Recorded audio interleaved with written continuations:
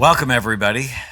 We are so excited to have you with us. And this is the week we talk about the words you use matter because your mind is listening to everything you think and everything you say. Mm-hmm. Do you have a testimonial? Should we start with that since we're talking about words? I do, but you may have to actually read it, and it's a good one. I like it. We love these, by the way, so please send them in because they're very special to us. I had one. And right what's here. the question for the week? It's what are the most common words you use that run around your mind that either help you or hurt you? Testimonial from Debbie, C333. Thanks, Daniel and Tana, for your short podcast. Yes, because I have a short attention span. I'm a busy mom, and short is the only way I'm able to listen.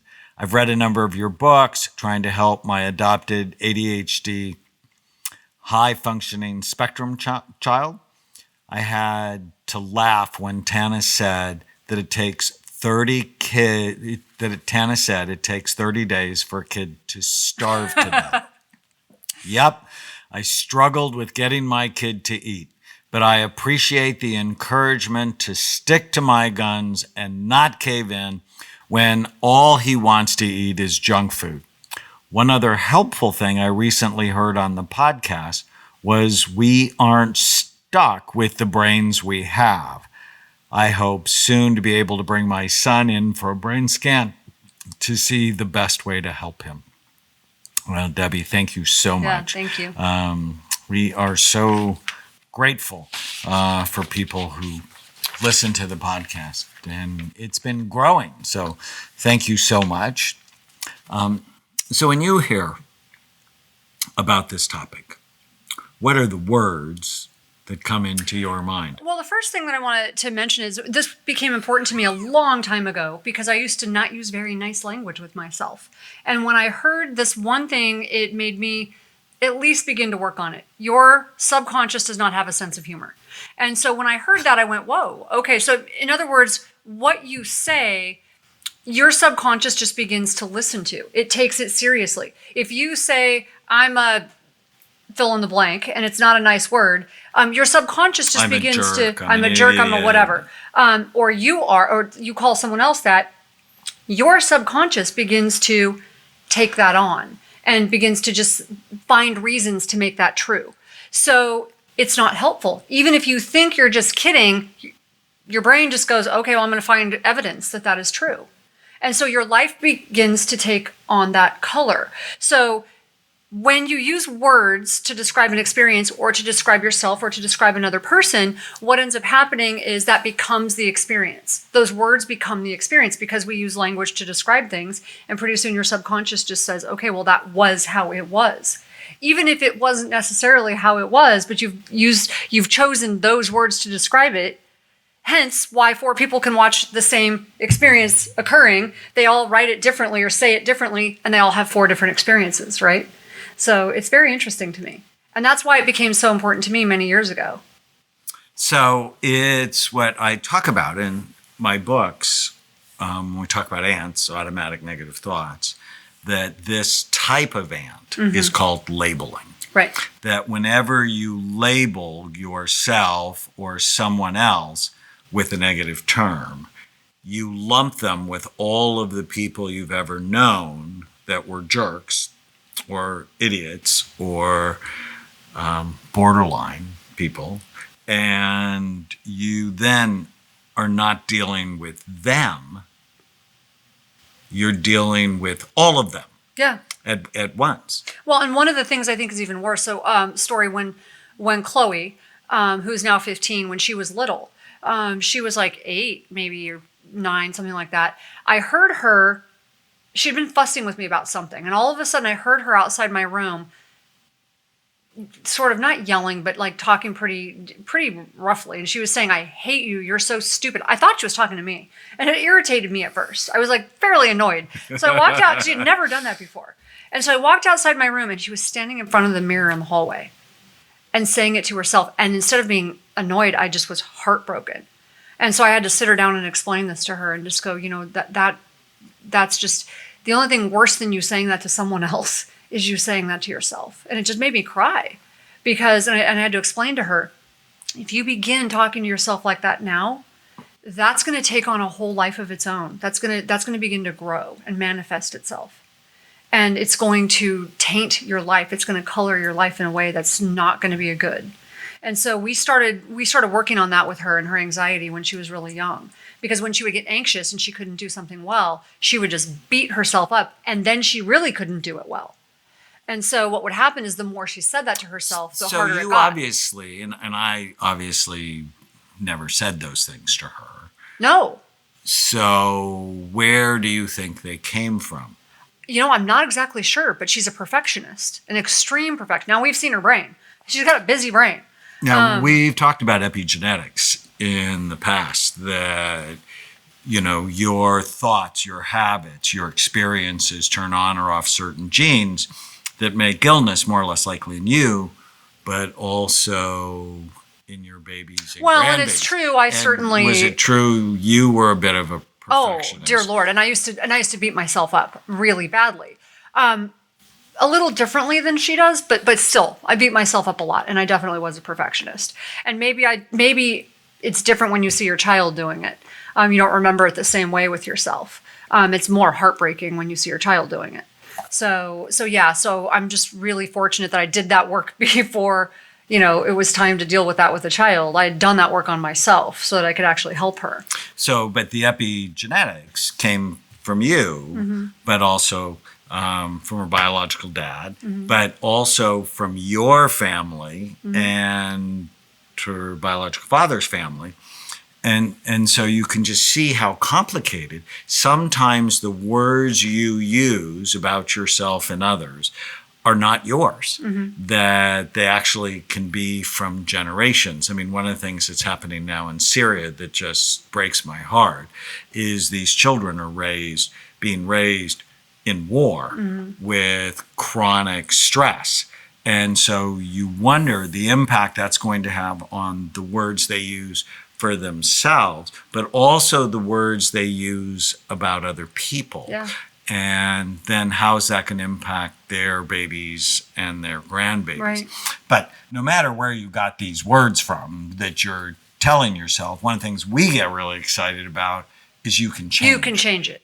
Once you recognize it, ask yourself, is it helpful? Is it getting you what you want? Or is it hurtful? And, does it fit the goals you have for your life? Well, and I know when this became apparent to me, I started actually taking a sincere and serious inventory. What kind of language am I using? It was very disempowering. It was not helpful at all. It wasn't getting me what I wanted, for sure. It was not helpful. I was meaner to myself than anyone else had been. So here we blame other people. We get angry at other people for how they treat us. But if you really step back and you look at yourself and how you talk to yourself and how you treat yourself, oftentimes it's worse, because here's the truth. If you saw yourself in a positive light, if you used empowering language with yourself, it's highly unlikely you would make room for other people to treat you badly, right? You would see yourself differently. You would hold yourself in different esteem. It's not very likely you would make that room for other people to treat you poorly. So it was interesting when I did that, and I started to really do serious work on that, and I started choosing empowering language, and there's a reason that I consciously choose warrior language, right? I started doing that a long time ago, practicing martial arts, choosing empowering language because it works for me. It's a metaphor that works for my life. When that started to happen, not only did I treat myself differently, other people saw me differently. They started to treat me differently. Because you hold yourself completely differently. Your energy is different. Everything about you becomes different. Well, and don't you think that if you're really hard on yourself, you look in the mirror and you notice all of your flaws? Oh, my gosh. Wait. If you're hard on yourself, then if someone makes just sort of a side comment, it's like, oh, you've gained a few pounds. All of a sudden, that can cause an avalanche of negativity in your head and maybe an emotional reaction to the other person, who actually may think the couple of pounds look good on you, that it can then cause a war in your relationship. And in the next podcast, we'll talk about words in relationships. But for now, we're talking about words with yourself. If you're chronically using negative, hostile, demeaning words about yourself, then you're so sensitive that anytime people can just give you a side glance, not say anything. Right, they just look at you. And all of a sudden, it can damage the quality of your relationship. How often have you done that? You are walking down the street. Someone actually looks at you. They may be thinking, wow, those are really cute shoes, or wow, that's a really nice outfit. But because you were in the mirror staring at yourself, berating yourself, you're like, oh, I knew it. I knew it. I knew that I looked terrible. And you begin to like make this whole story up, because the truth is the language we use creates our experience, and it becomes the lens we see the world through. So it's really interesting. So what positive words do you use about yourself? Well, like I said, I actually have chosen this warrior mindset, this warrior metaphor. And so I actually consciously do that on a daily basis. So, well, let me see if I agree.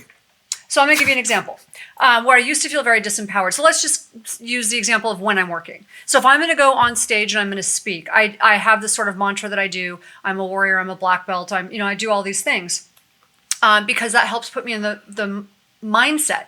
So the same thing that I use to prepare for my black belt test, I will use to prepare to go on stage, because it gives me the energy that I want before I walk out. I'll also say a quick prayer, and I'll pray that this isn't about me. This is about, even if there's one person in the audience that needs to hear this message, it's not about me, it's about them. Let that person hear it. And so those two things make it not about me, and yet I have the right energy to walk out there and do that.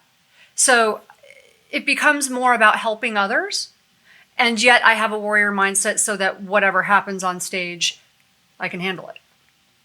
And so that's just one example. Well, I have words for you. Do you? I don't think we should say them on the air, but... Absolutely. They're totally G-rated. Yeah, I know you too. And when it's coming up in the next segment, we're going to talk about how the words you use can make your relationships amazing or can really ground them into the dirt. Think about the one thing you learned during this podcast. Post it on any of your social media channels, hashtag Brain Warriors Way podcast. We would be so grateful. And at the brainwarriorswaypodcast.com, leave reviews and ask us questions. We're going to start answering more questions in the podcast as we go forward. Stay with us.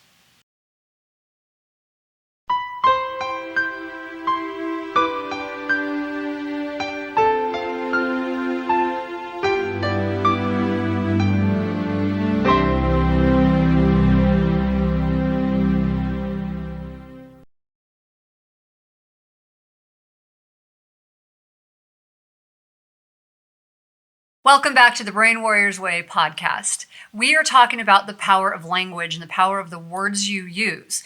The language you use actually becomes your experience. It's the way you see the world. In this podcast, we're talking about how language affects your relationships. I always say to my patients, there's ways to say things and there are ways to say things. So I clearly know that I could get you spun in a bad way. Oh, yeah. By the words I use. Right. Thank God you don't. Rarely. After, 13 and a half years, I know how to calm things down by the words I use with you. And I notice that when I notice what I like about you, which is thousands of things, I actually get more of the behavior I want than if... for some reason I become psychotic and it's very rare and get into a critical mindset. So you can shape the behavior of your partner with the words you use. So one thing I would like people to think about in this episode and post, if you would, is what kind of language are you using that is not getting you the behavior that you want, and how could you change it? So by the time we're done, stick with us, think about that, and post it. You can tag us, Brain Warriors Way, hashtag Brain Warriors Way podcast. And you can go to, either hashtag, you can either go to Tana Amen on Instagram or Daniel Amen, but let us know how this is going for you. We want to know what you've learned in this episode. So both of us have been married before, and probably we were not as skilled at using I definitely was not. the words. No. When something upset me, I was very vocal about it.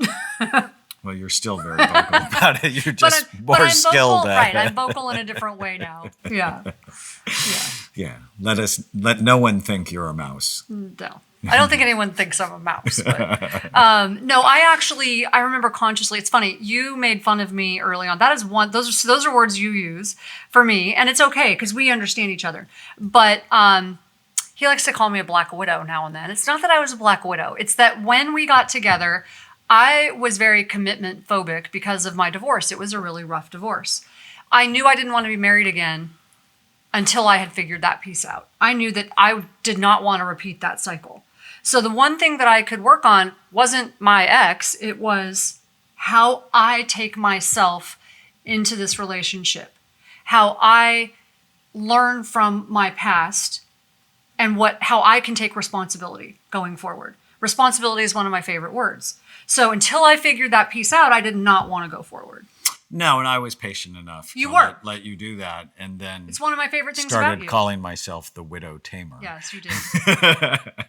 So see, those are words, but it doesn't bother me because I knew what my goal was. I knew what reason I had for not doing that. But I loved that you were so patient with me. And when I reframed it, not as a rejection of me, but as a period of time you needed to figure things out in your own head, and we were friends during that time. You became so my best friend. So when I use the words in my head, it's not a rejection of me. You just needed more time. In fact, you became my best friend, and I fell in love with you. And then it worked. So the words I was telling myself, they really matter, right, to perhaps the rest of your life, right? Because if I would have used rejection language in my head, then, I'd be torturing someone else, I suppose. Well, and let's take it a step further.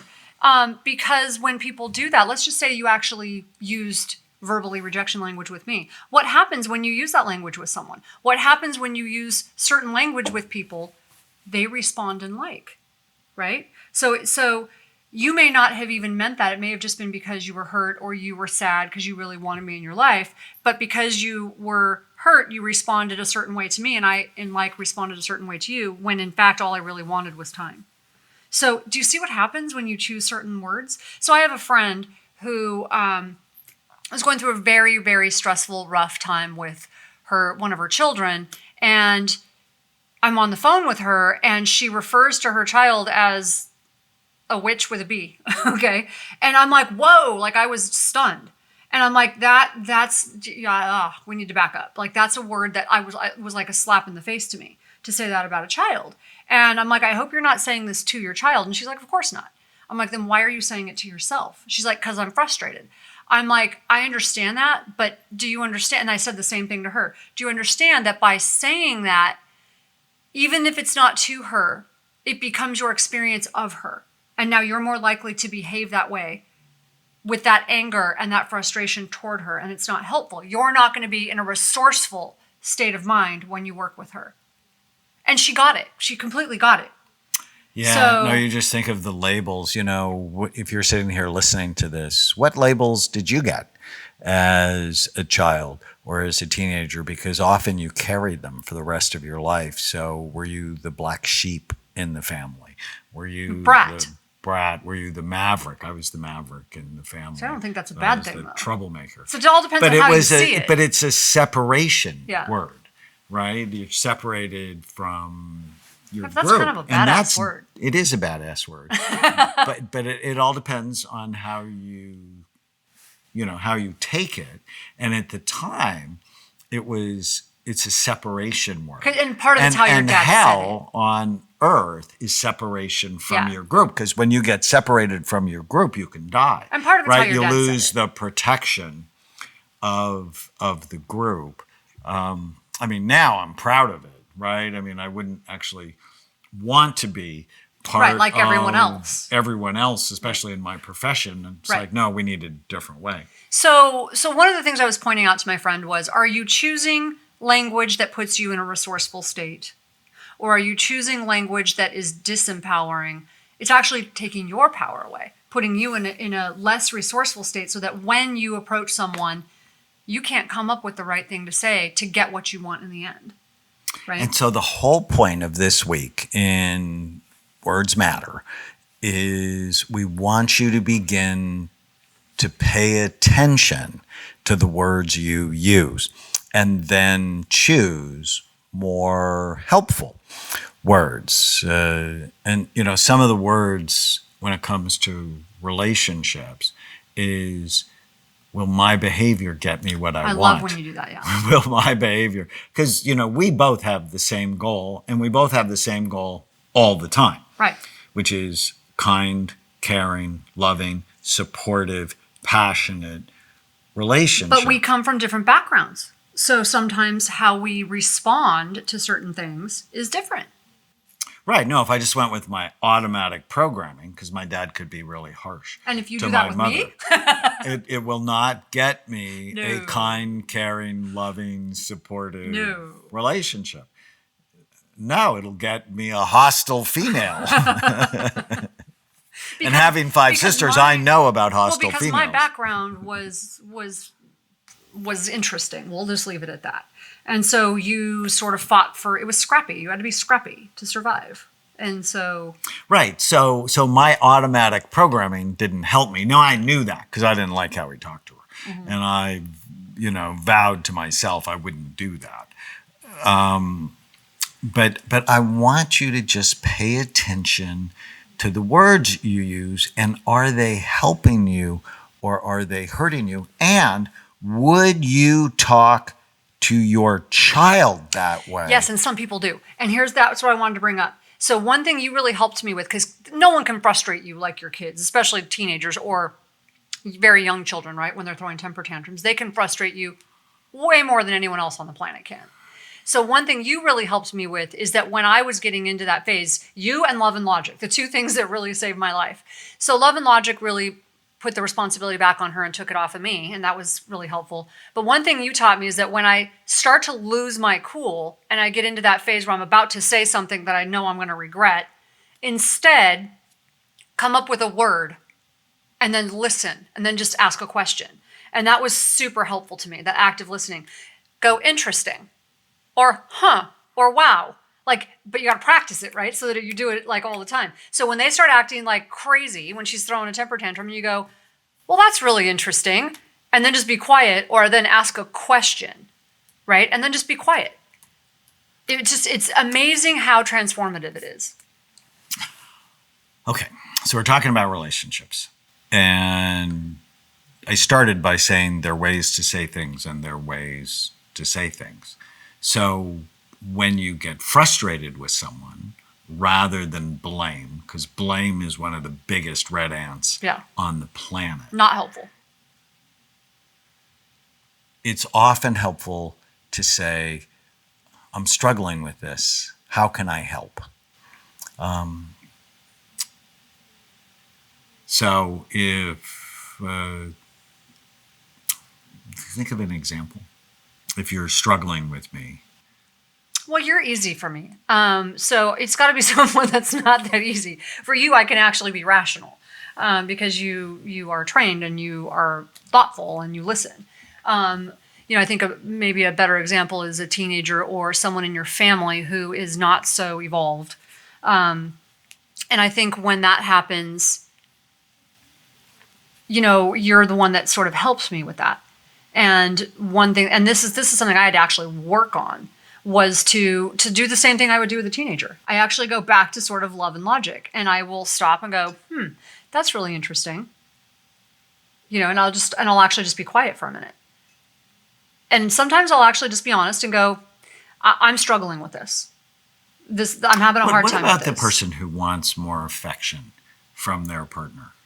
And it starts by asking, and then it might go to criticizing. Yeah, criticizing is not going to work. Which then makes all of that other person's muscles tight.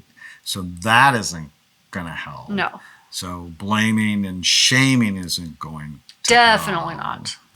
So so as a female, I think the thing when I talk to women, that my first thought is what would be the most helpful is to understand why you're not getting it. So sometimes it's because she's tired, or it's because there's so many reasons that women are not going to be responsive. With men, it's oftentimes because there's just so much going on in their head with business or whatever. With women, it's often because they're tired, or they start this story in their heads like, he's not helping me enough and I'm tired and I've got this and I've got that and he's not paying attention. So the word she's using with herself. Right. And so sometimes if you approach it, I think, and you just say, my goal is to be really close to you. How can I do that? You might hear, well, you could vacuum. But the point is, it opens up, dialogue. Are you saying vacuuming is foreplay? Oh, yes. And you do one of the best forms of foreplay that I know of, and that is cooking and doing dishes. So that's just like amazing. But yeah, it's really helpful. When I learned that Jeff Bezos and Bill Gates every night do the dishes. That's why you started doing it? Really? It was, I thought you were doing it for me. It was like, oh, you can do this. Okay. No, it is for us. You should have left it at foreplay. You should have just left it there. It was, I can do this.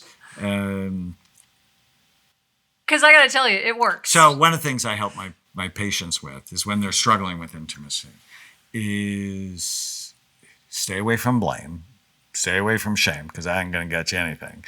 It's bring it up as a problem to solve, which is and I'm feeling disconnected. And right away she goes, all you want me for is sex, which is the words you use damage the relationship. And if there's not enough sex, then, one person, if the desire is unbalanced, it can really cause a lot of stress and tension in a relationship. So you got to get the words right, and then you bring it up as a problem, and then go, how can we solve this together? Right. And then listen. That's the most important part. Listen. And a lot of couples blow apart in their 40s. Mm-hmm. And the reason they do is hormones are changing at a different rate. Right. Where testosterone in the men still might be pretty high, where the testosterone in the women has dropped dramatically, as well as the progesterone. But if you see it as a problem to solve, rather than she's cold or withholding, those words can damage. Well, and this is actually, I've actually had this conversation with, girls talk about this stuff. So I've had this conversation with friends. And one thing that I know that I've heard come up in conversation is she's like, I just don't feel like it. And one of them said, well, my husband said, well, you're only doing this for me. So what's the point?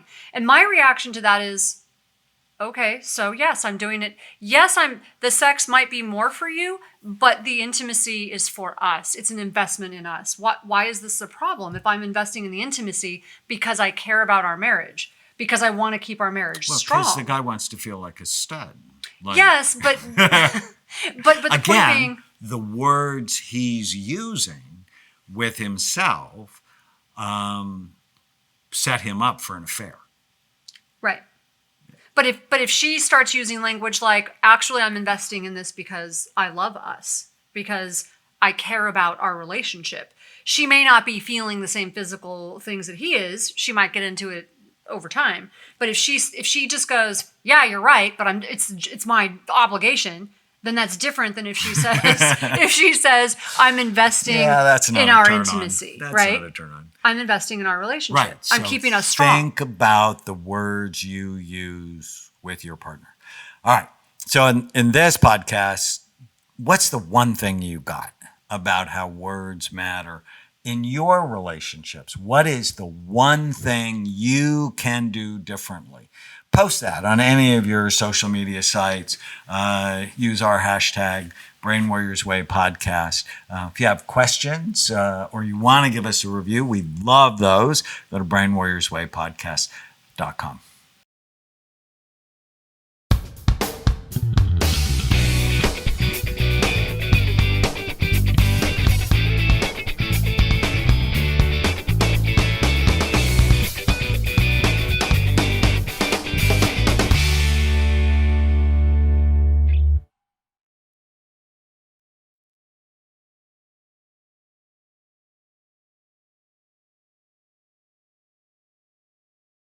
Welcome back. We're talking about the words that we use and how they matter every time you have a thought, every time you tell yourself something. Your brain releases chemicals every single time. And when you say negative words to yourself, your brain immediately produces negative chemicals that make your whole body feel bad. And it happens immediately. But the opposite is also true. Whenever you have a hopeful thought, a helpful thought, a loving thought, your brain releases chemicals that produce a completely different set of chemicals. So my challenge to you in this episode is to think about certain times that are important and how you can set it up to be positive and get the outcome you want. So I'll give you one example. Whenever I would pick up my daughter from school as a teenager, I'd go to pick her up. Before I would ever arrive at the school, I would ask myself, what is my goal? So I created a ritual. We would always go for a drive, stop, get some tea, and that would be our talking time. We'd take a drive down by the beach. But my initial question was, no matter what she gets in the car with, what is my goal? My goal, and I would tell myself, my goal is to connect with her. It's to listen. It's to hear what she has to say. And I would set it up in advance so that I'm not surprised when she gets in the car and either throws an attitude or tells me something totally off the wall, which teenagers can do, right? It's the most important 2 minutes of your day. Mm-hmm. That's why, one of the exercises we give all of our patients is the one-page miracle. On one piece of paper, write down what you want. And then ask yourself every day, is my behavior getting me what I want in this relationship, for my work, for my money, for my physical, emotional, and spiritual health? What do you want? And are the thoughts you telling yourself or the words you're using with other people, are they going to help you get what you want? Right. And so, and also, instead of saying to myself, oh, teenagers are such a pain in the butt, which is what so many people say, they're so difficult, they're so this, I would tell myself, teenagers are hilarious. And I would always say to myself, they're like unicorns. You never know when they're going to show up. You never know how they're going to show up, what color they're going to be that day, but they're so interesting. And just that one simple shift would literally make it so that I had so much fun no matter what happened that day. So just the power of words. Well, and a lot of people say, oh, well, they're a teenager, so they're trouble. And that's actually not true. We haven't had trouble with any of them. Large population studies say that a third of teenagers never have any problem. Another third periodically. And then another third, they have a lot of trouble. Those are the teenagers that need to see us because something may be going on in their brain. But if you use the words, oh, teenagers are trouble, see? You are going to find trouble because as soon as they say something or do something that you don't like, you're going to be all over them, which is only going to reinforce. And that's actually you, the not negative them. baby. Because you need to know and go in expecting and knowing that teenage years are a time that teenagers are supposed to be forming their own identity. They're supposed to be separating. That doesn't equate to problem. Right. It's basically, who am I? Right. Separate. So it can be from irritating, you. But it doesn't mean it's a And problem. one of their psychological tasks, in a way, is to kill the parents because that's how they separate. Right. Otherwise, they're going to be living in your basement when they're 40. And if you don't overreact to that in a negative way, we've actually had a number of podcasts on that. then that can help you. I have a poem I want to read by a Sufi poet by the name of Rumi. A lot of Americans don't know Rumi, but he's very famous in the Middle East. And he has a poem I just love called The Guest House. This being human is a guest house. Every morning a new arrival, a joy, a depression, a meanness. Some momentary awareness comes as an unexpected visitor. Welcome and entertain them all, even if they are a crowd of sorrows who violently sweep your house, empty of its furniture. Still treat each guest honorably. He may be clearing you out for some new delight, the dark thought, the shame, the malice. Meet them at the door laughing and invite them in. Be grateful for whatever comes because each has been sent as a guide from beyond. And the reason I love that poem, all of us have dark thoughts. All of us have stormy thoughts. Unfortunately, many people grab them, hold them as if they're real, and then that becomes their identity. But if you can go, oh, it's sort of like the weather, challenge the negative thoughts, they won't stick around. They won't stay, even when awful things happen, because you get your mind, it's always going to be this way, and things change. And so when they change, go, how can I use this to get what I want in my relationships, for my work, for my money? But words are just so powerful. Yeah, they really are. It's so interesting. So in your darkest time, since we're talking about the words we use that matter, how did you climb out? One word. I mean, it was a series of things, but the one word that had the biggest impact on me was responsibility, the ability to respond. And it literally was like, click. That word for me is still a theme in my life, because I felt so defeated. And when that was brought up to me, how much responsibility are you willing to take for everything in your life? For being sick? You should actually share that conversation. I think I have before, but I'll share it again for people who haven't heard it in the other podcast. Because it goes really well with the words you use. Right. So I was feeling really sorry for myself, and I'm a seeker, so I wanted out of that dark place. And so just the word, I am a seeker, right, is a healing word. Right. It's proactive. It's empowering. So I was taking this course, like trying to figure out what the heck can I do to change this. And someone said to me, how much responsibility are you willing to take? And this is right after you were struggling right with after I had cancer and severe debilitating depression. I mean, it was debilitating. Anyone out there suffering from depression, I get it. What's the one thing that I've ever been through that was worse than cancer? Depression. It is the one thing that to this day, it's the reason that I kick my own butt and go to the gym when I don't feel like it. I'm so terrified of ever going back to that. Like, that is it's not an option. It's just not an option. So I will do anything to stay away from that darkness. But I was just coming out of this like very debilitating depression. I'd gone through several treatments for cancer, and I had filed bankruptcy. I was in my early 20s. I'm like, my life just felt hopeless. It felt hopeless. I had to drop out of school, had to quit my job because I was sick. And someone said to me, so how much responsibility are you willing to take? And I was irritated. I was really irritated at first. I'm like, responsibility for cancer? Are you out of your mind? Like, that's not my fault. He said, I didn't ask you how much blame are you willing to take. I didn't say it was your fault. I asked you how much responsibility you are willing to take. And he drew this big circle and he split it in half. And on one side, he wrote 50%. On the other side, he wrote 50%. And he said, if you're willing to take 50% responsibility, not blame, responsibility, you have 50% opportunity to change the outcome. Because responsibility means the ability to respond. So you have 50% ability to respond to that scenario. And I don't know why, that was like someone punched me in the stomach, but in a really good way. I was like, oh my God, I have not been taking responsibility for my life. I've been this total victim. I've been like letting circumstances and people and whatever, doctors control the outcome of my life.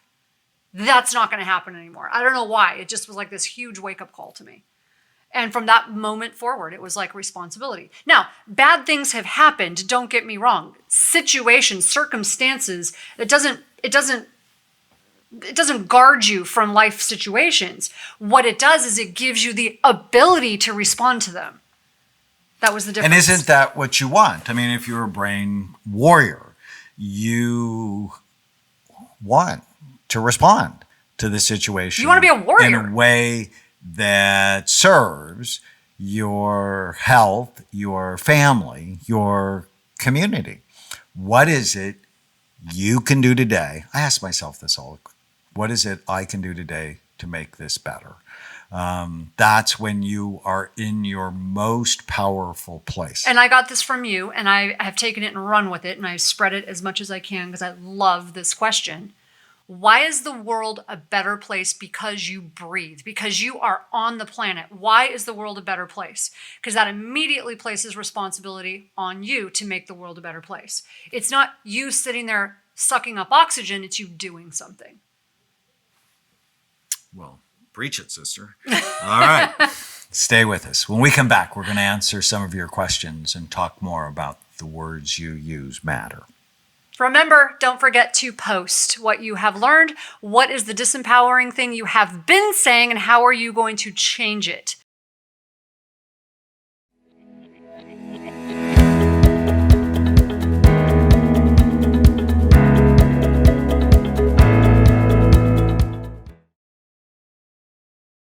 Welcome back. The words you use matter. When I was a very young psychiatrist, I wrote a book called The Sabotage Factor, which is all the ways we mess ourselves up from getting what we want. And the number one, the most important way people sabotage themselves is they use blaming words. Yeah. They blame other people for how their life is turning out. And when you do that, it completely disempowers you. You become a victim. Mm-hmm. You can't change anything. And the world is a terrible place to live. So when we stop blaming and take responsibility, doesn't mean it's our fault. It means it's our ability to respond.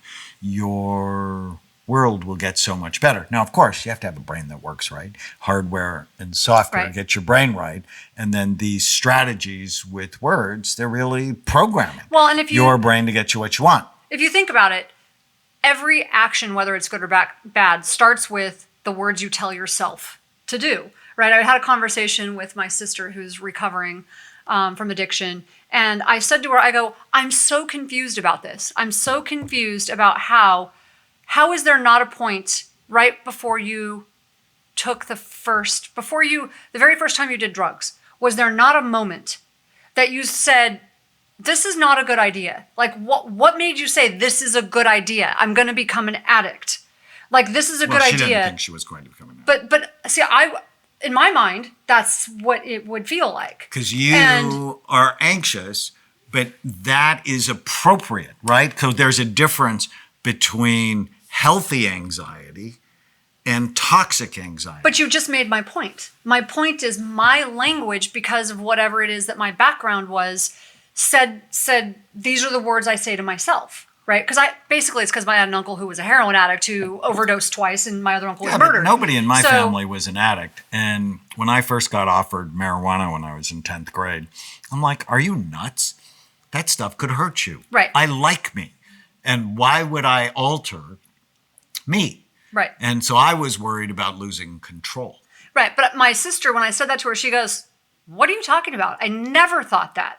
All I thought was, what can I try next? I'm like, so do you see the problem? Her words, what can I try next? My words were, oh my God, that stuff is scary as hell. Like, there you go. Well, and we now live in a society that has basically told all of us that drugs are fine. Ecstasy, and we were at oh my God, a movie premiere which was phenomenal. We'll talk about quiet explosions coming up. And this doctor came up to me and An MD. talked about the temple of psychedelics. Yeah. And I'm like... He's trying to get psychedelics passed as legal and... Well, and they're using ketamine for depression. I'm not Marijuana a is fan. legal in I'm 31 completely not a fan, but I'm not a fan of marijuana being legal. So, but that's not what this episode's about. But it's the words you use Right. that matter, that then determine your behavior, Right. which then can help you stay married, blow your marriage apart, help you be employed, help you make an amazing difference in the world, or ruin your life. So get your brain right, and what we're talking about with the words you use matter. It needs to be programmed to help you rather than hurt you. Right. So we're going to read some questions. We're actually going to discuss the questions you send in. So our challenge to you today is think about questions you want answered and post them at brainwarriorsway.com. Oh, no, brainwarriorswaypodcast.com. And if you post your questions, once a week we read your question and your answers. So this one is How Long Does It Take to Get Over Grief by Queenie Deeney. Excellent episode. I appreciate the conversational format with Dr. Amen and Tana. They share amazing perspectives, stories, analogies, and insight to the subject of grief. I was thrilled that pet bereavement was mentioned and acknowledged. Excellent podcast. Thank you both for your amazingly selfless contribution to brain health and overall well-being of others. There are so many other things you could be doing for yourselves, yet you continually choose to serve others. Thank you. How long does it take to get over grief?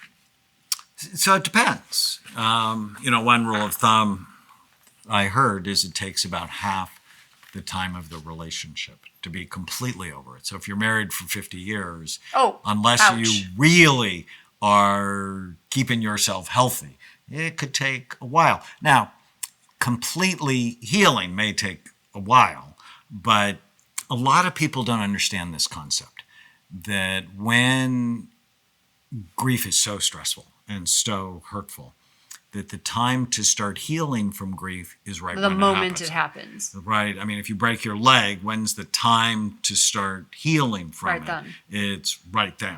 Whether you need surgery or you need the bone set. Why do people think they need to wait?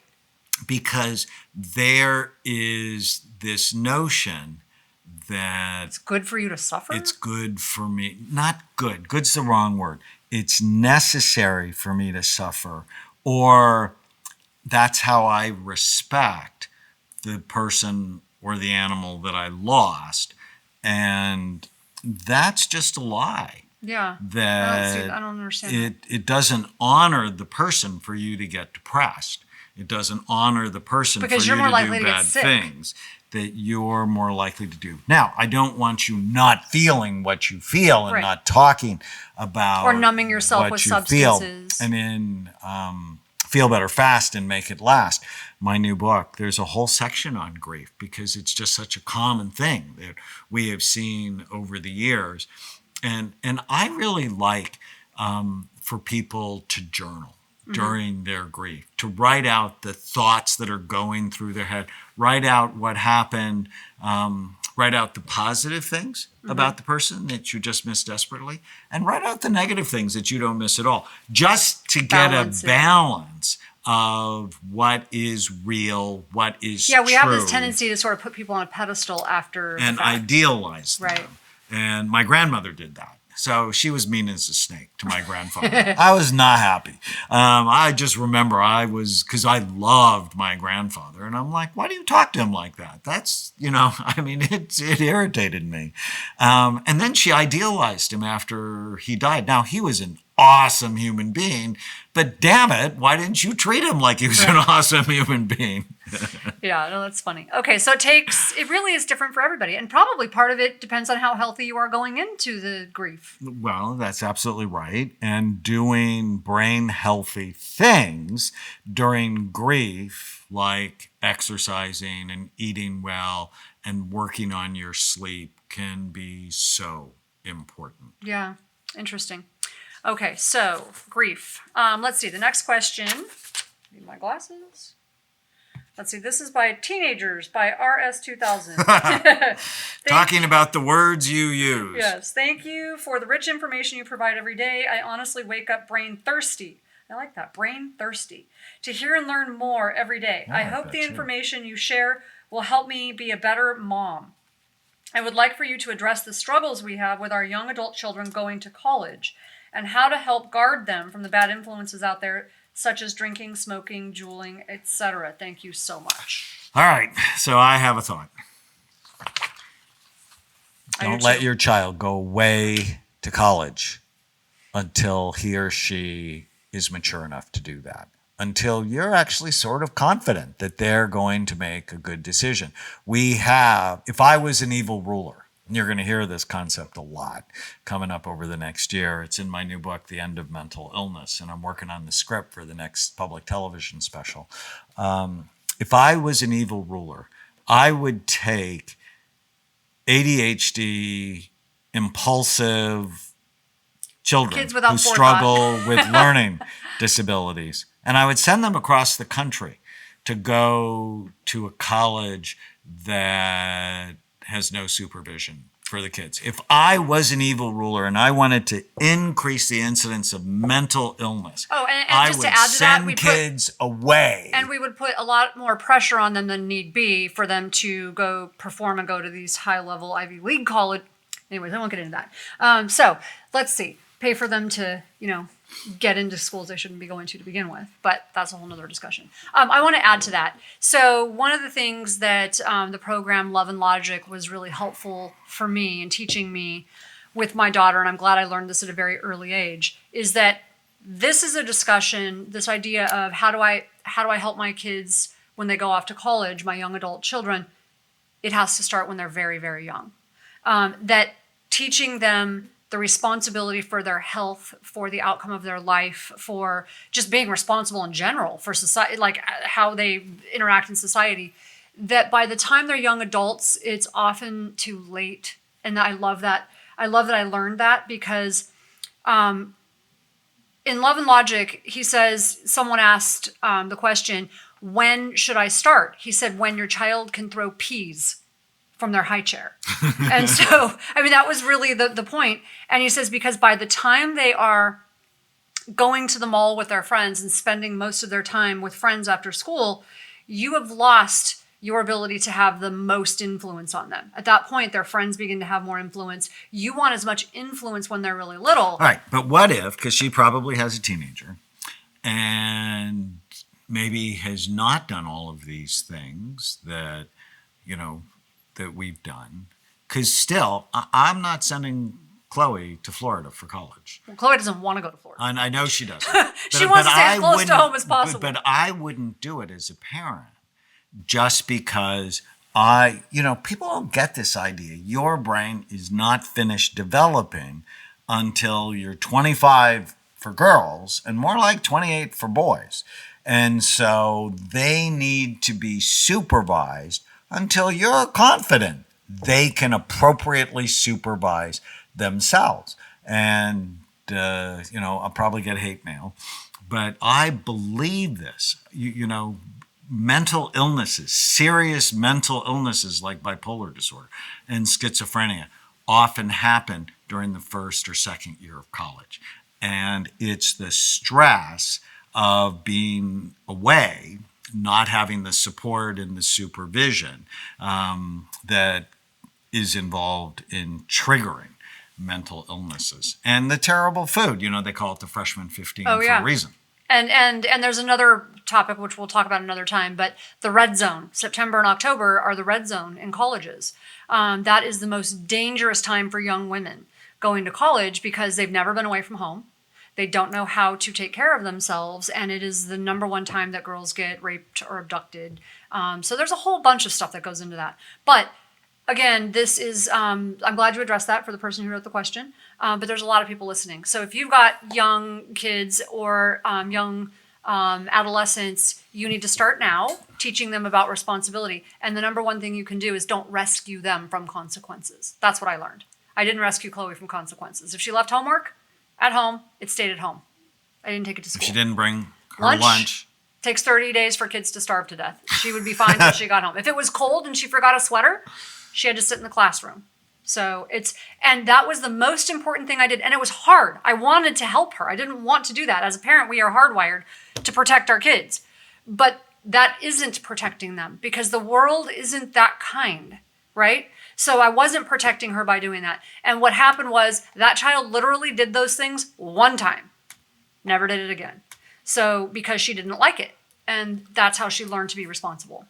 So I sent an email to one of my patients yesterday, and it said, every time you protect your son from the dad, and the dad's completely appropriate, is just firm. Every time you protect your son from the dad, you decrease your son's ability to be strong and manage the situation. It's emasculating.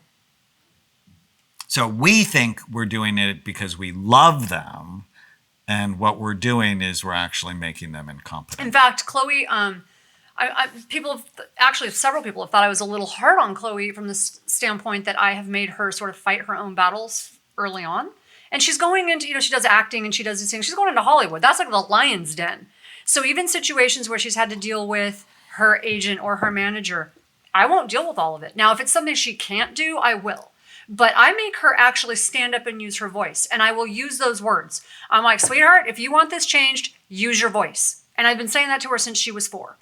It's like not, and I'll tell her use your words, but it's like use your voice. You've got a strong voice. You need to use it. If you want the outcome that you want, stand up and make it happen because it's important. So what's the one thing you learned from this episode? We would love for you to post it on any of your social media sites and hashtag Brain Warriors Way podcast.